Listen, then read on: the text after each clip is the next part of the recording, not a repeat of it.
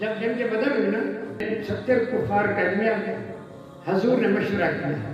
اب ان قیدیوں کے ساتھ کیا کیا جائے. تو حضرت فاروق اعظم نے عرض کی یا رسول اللہ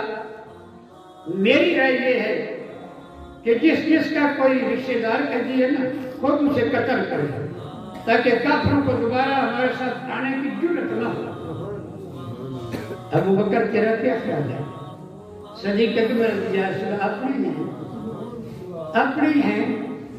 ان کو فدیہ لے کے آزاد کر دیتا جائے. رحمت عالم نے صدیق اکبر کی یہ صلاح کو پسند فرمایا فدیہ لے کر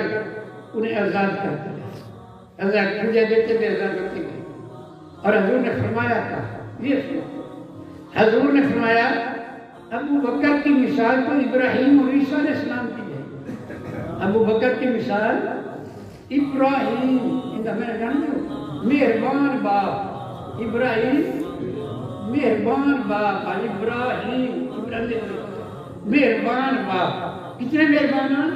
کہ لوط علیہ السلام کی بستی میں فرشتے جیسے وہ الٹے کر جان لگ جان آپ کا مہمان بن کے آئے جیسے فرشتے اندر سے آئے کہ ایسی کہ اس بستی میں تباہ کرے تو فرمایا اور کیا میرا لوط بھی جانتا اتنے مہربان ابراہیم عیسیٰ علیہ السلام اتنے مہربان آپ سمجھیں اگر کوئی تم تھپڑ مارے جواب نہیں دینا دوئی گا لگے کر چھڑیں گے اتنے مہربان. اور فرمایا ہے عمر تیری مثال کہ نوح علیہ السلام کہ موسیٰ علیہ السلام کی طرح کہ نوح علیہ السلام کہ یا اللہ ان کافر تیرے کو بھی نہیں چھڑتی سارے تباہ کریں گے. کہ موسیٰ علیہ السلام کے سامنے ترائے ماری اس فرعون نے آکھا انی آمنت برب موسیٰ تروں ماری آتا میں رب نو مننا میں رب نو من لیا میں رب نو مننا لیکن آخر کیا مجھے زیادہ ڈب